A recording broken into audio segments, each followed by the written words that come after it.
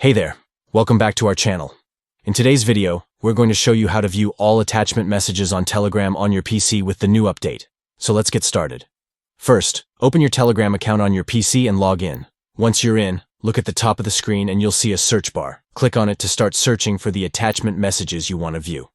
Next, you'll see a drop-down menu with options like Media, Links, Files, Music, and Voice. Choose one of these options depending on the type of attachment you're looking for. For example, if you're looking for a specific photo, click on Media. If you're looking for a document, click on Files. Once you've selected the appropriate category, all the attachment messages of that type will be displayed on your screen. You can scroll through them and easily find the one you're looking for. And that's it.